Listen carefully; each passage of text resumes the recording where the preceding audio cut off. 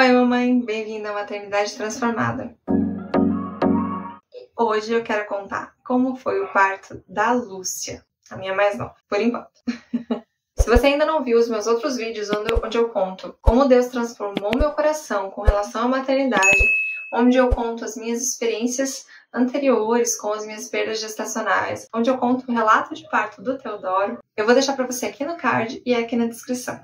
Quando o Teodoro tinha 1 ano e 1 mês, mais ou menos, vou lembrar vocês que a memória vai com a placenta, tá? Quando o Teodoro tinha 1 ano e 1 ali, mais ou menos, que ele começou a comer mesmo. Se você quer que eu faça um vídeo sobre a minha experiência com a introdução alimentar dos dois, deixa aqui seu comentário, tá bom? Mas vamos lá, quando ele começou a comer bem, enfim, cresceu um pouquinho mais, a gente conversou e sentiu que era o momento de ter mais um bebê. E aí, né?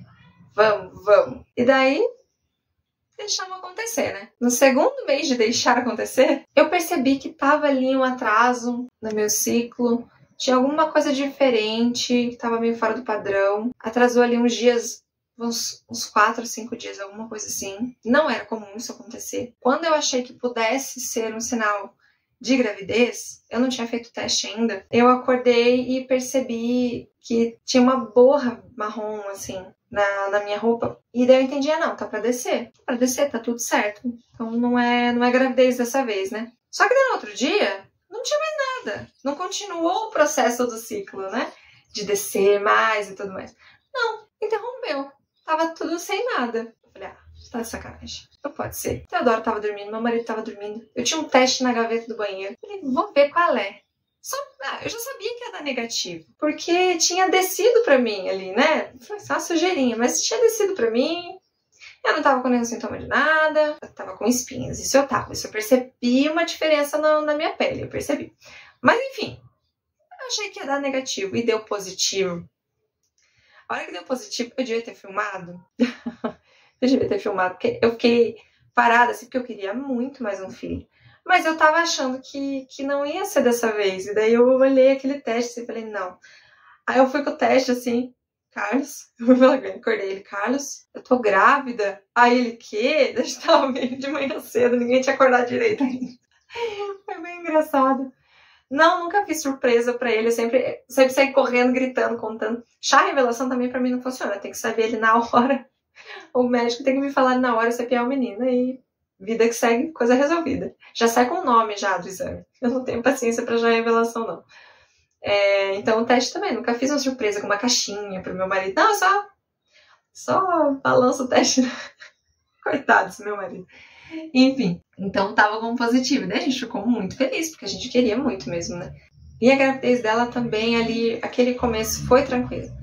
Aí marquei o beta no mesmo dia, fiz o beta, seu resultado positivaço. E todo mundo feliz e tudo. Vida normal ali, até o Teodoro fazer 1 ano e 4 para 1 ano e 5, mais ou menos. Eu tava ali com umas 20 e poucas semanas. 20 e poucas mesmo, tipo 22, assim, mais ou menos. Eu tive um sangramento. Mas eu vou contar como é que foi. Eu tava tirando um cochilo da tarde. O meu marido tava em casa também tirando um cochilo nessa hora. E eu tava o meu marido tava na cama, no quarto. E eu deitei com o Teodoro no sofá. Ficamos abraçadinhos no sofá. E daí eu senti uma molhadeira, assim. Falei, como assim? O que é isso? O que tá acontecendo? Eu pus a mão. Quando eu encostei a mão na minha perna, assim, sangue. Aí eu saí gritando. Carlos, eu fiquei gritando. O Teodoro acordou assustado, gritou mais alto que eu. Foi terrível, assim, porque eu fiquei muito assustada. Era muito sangue. Falei, pronto, perdi minha filha. Era menina, né? Já tinha descoberto que era menina. Então, né, já sabia que era a Lúcia que estava vindo.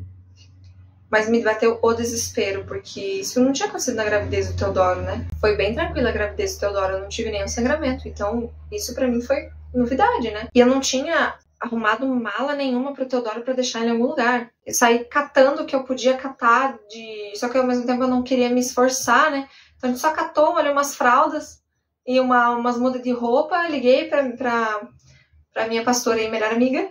Falei, tá acontecendo isso aí, liga, ora por mim e estamos indo pro hospital. E aí a gente correu pro hospital com o Teodoro e tudo, que daí eu não sabia se ia precisar deixar em algum lugar, se eu não ia precisar, o que ia fazer. E, meu Deus, o que tá acontecendo? Cheguei no hospital desesperada. Eu já fui direto para ultrassom. E ufa, Lúcia tá bem. Batimento normal, tudo ótimo com a Lúcia. E a placenta também tá normal. E o sangramento tá diminuindo. Tá, mas sangrou o quê então, né? Não é possível, era um volume muito alto. Não sei. E aí tentaram investigar, não estavam descobrindo. Então me internaram. Eu ia precisar ficar internada até o sangramento passar e eles descobrirem o que aconteceu, né?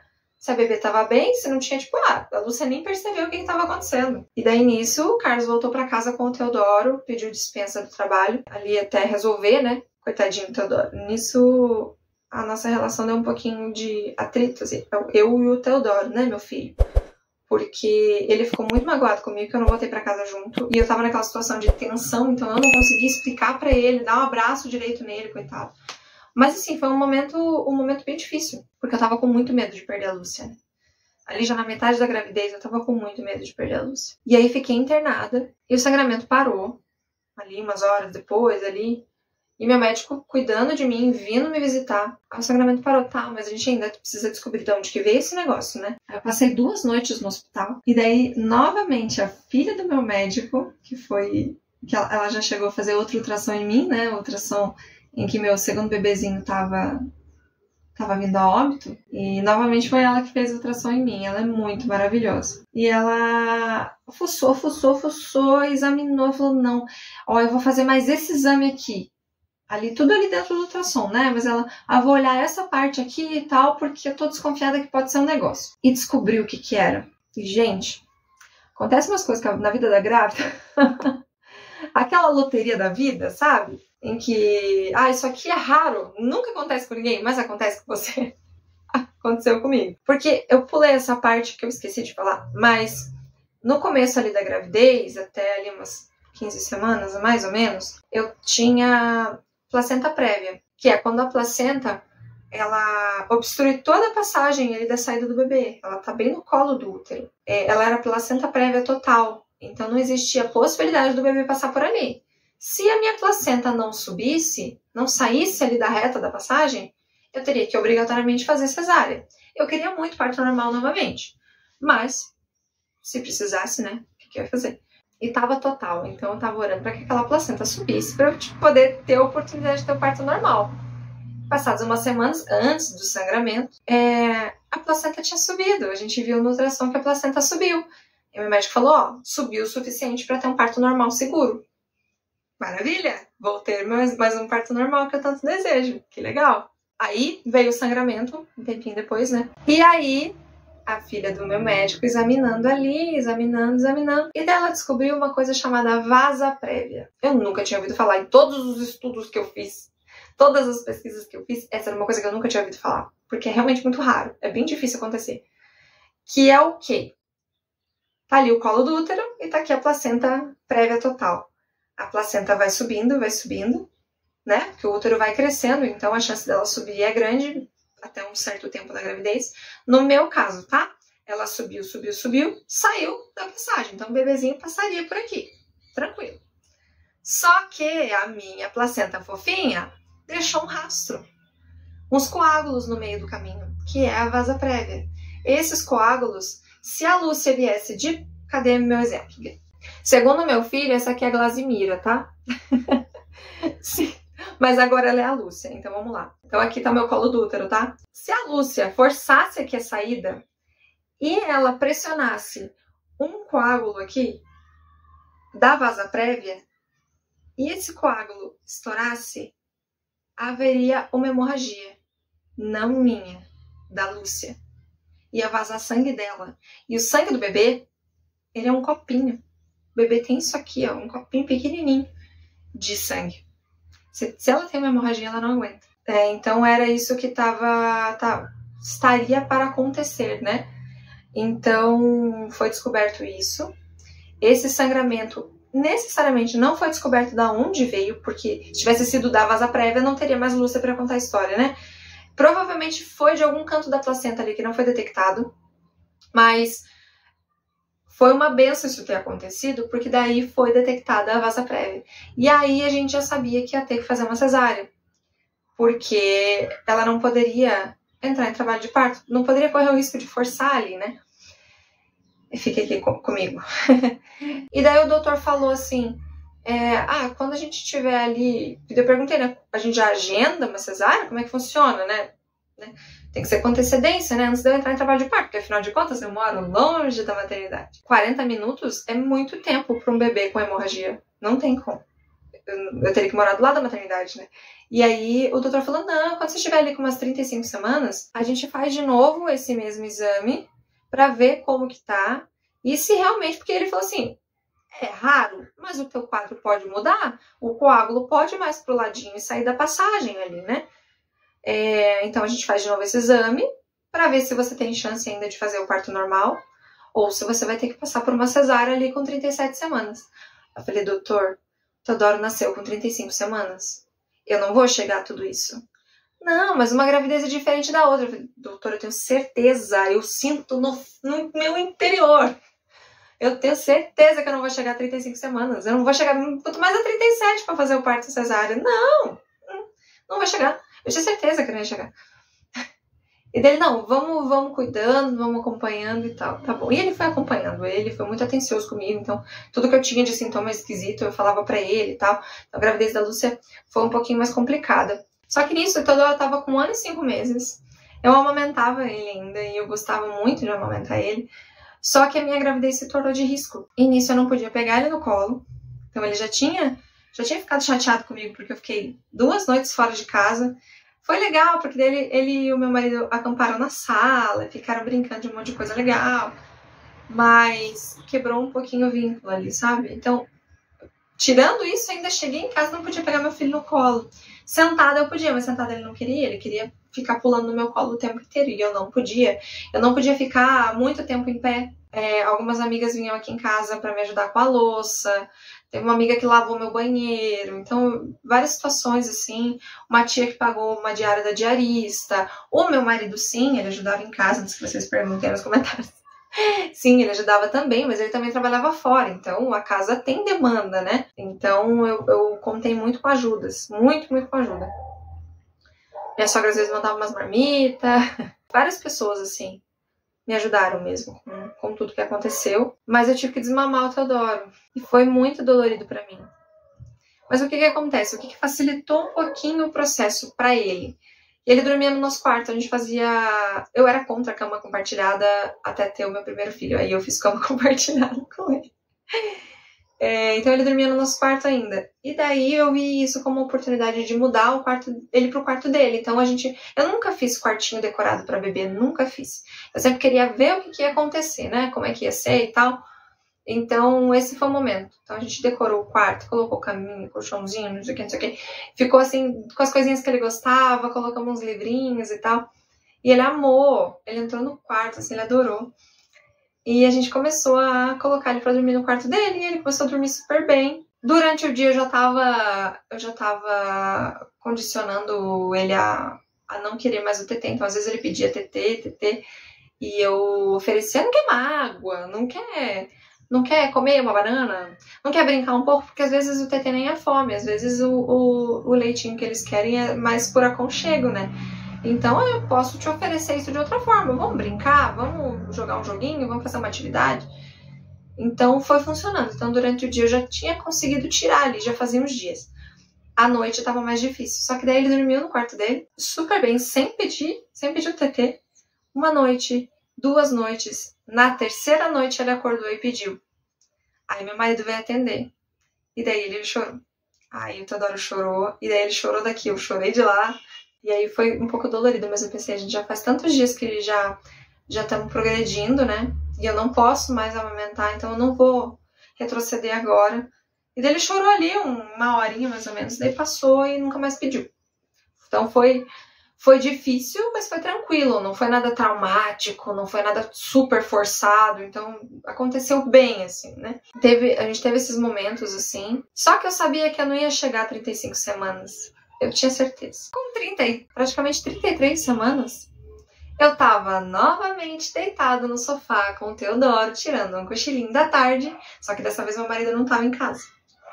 Ele trabalhava perto da casa da mãe dele, então às vezes ele passava lá pra almoçar. Esse era um dia assim, eu falei, almoça aí.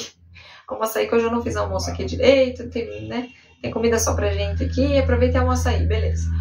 E aí ele foi, e daí eu falei, fiquei um pouquinho, daqui a pouco você pode vir, né, descansa, porque aqui Teodoro tá dormindo, se for abrir o portão ele vai acordar, então pode ficar aí um pouquinho. E aí eu senti de novo aquela molhadeira no meio das pernas de quando eu tive o sangramento. E aí eu nem me mexi, o Teodoro dormindo, eu falei, bom, da última vez eu saí gritando e assustei meu filho. E o meu médico tinha me avisado que eu podia sangrar de novo. Falei, então vou manter a calma. Só senti assim uma molhadeira. Mandei mensagem pro Carlos. Falei, amor, tô sangrando de novo. Venha, mas venha tranquilo pra me levar pro hospital. Não precisa correr. Beleza.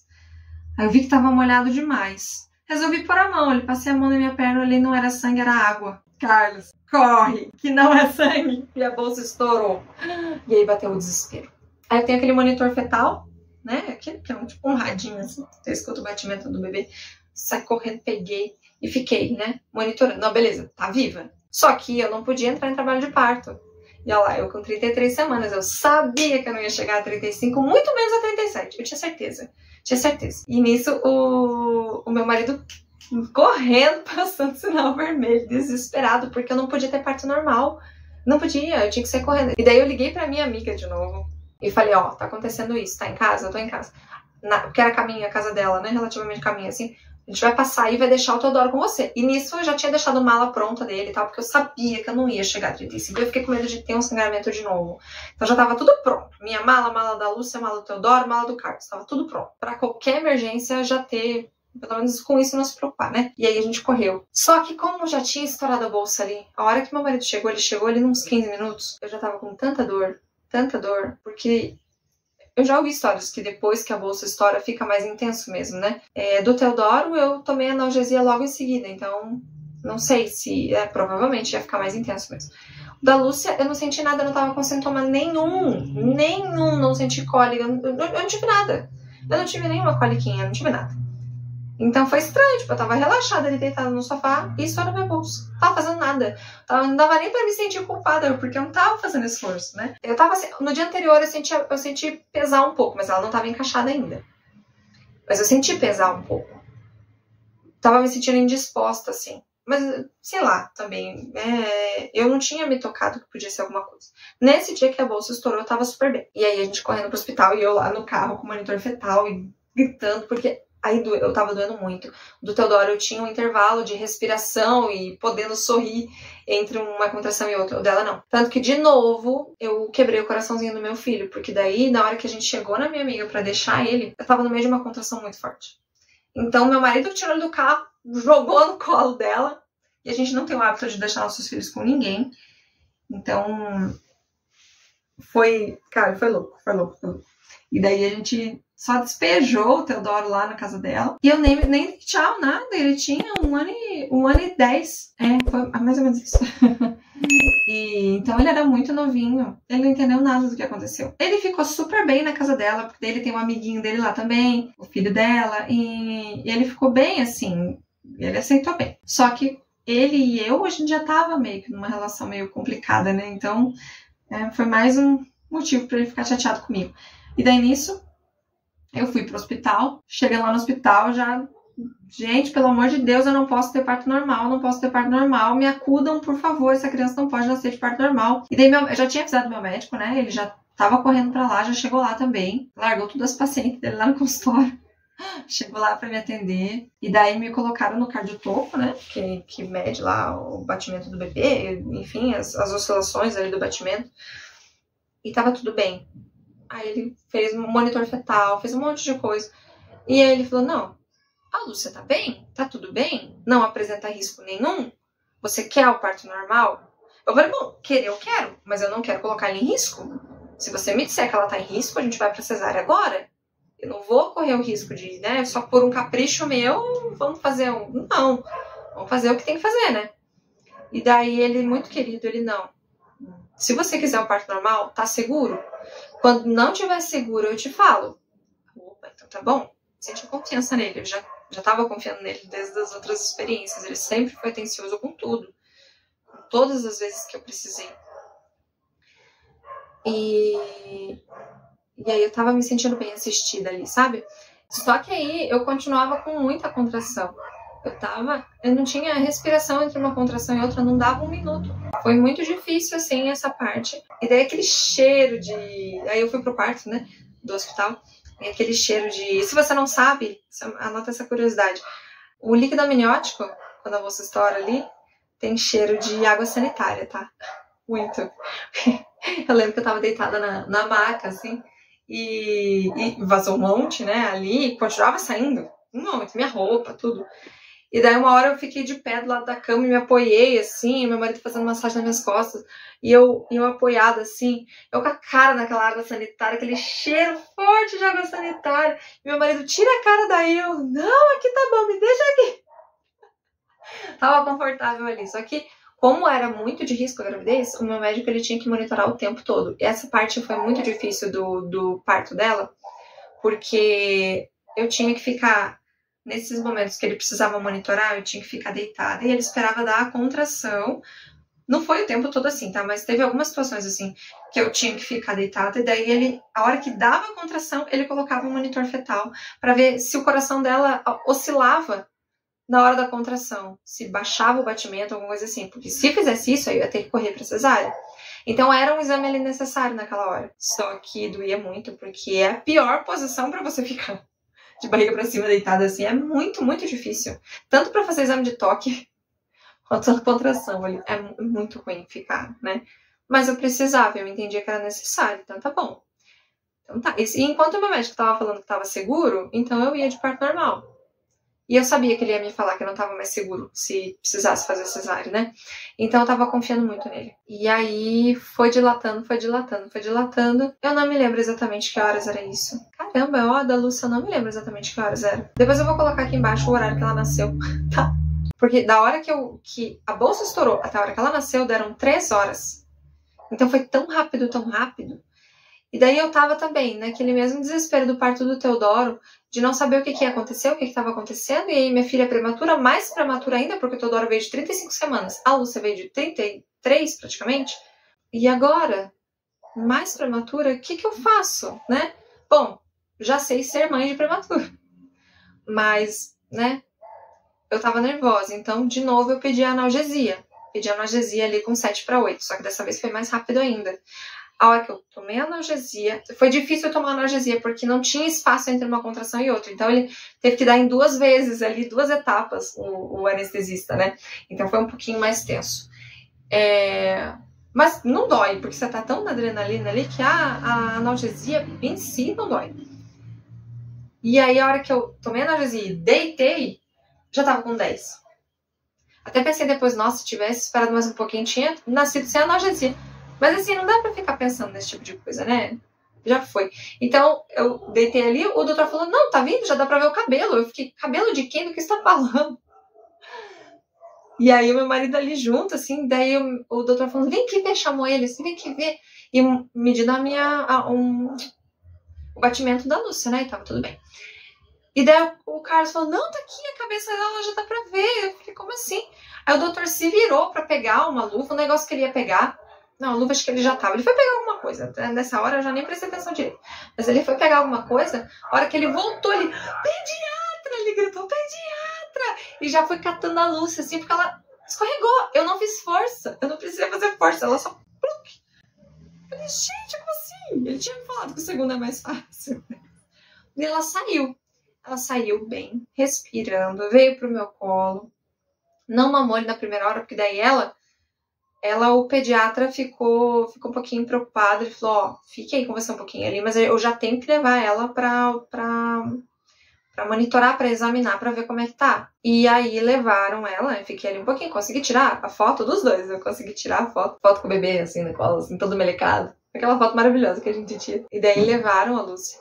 E a Lúcia ficou 10 dias na UTI, porque ela tinha pequenas paradinhas cardíacas, não chegava a ser uma apneia.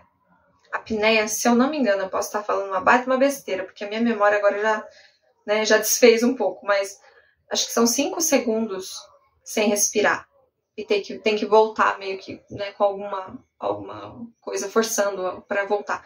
No caso dela, ela ficava ali 1 segundo e meio, 2, assim, mas ela ficava sem respirar e voltava sozinha. Não precisava de massagem cardíaca de nada, nunca precisou. Ela voltava sozinha, então ela não precisou de respirador.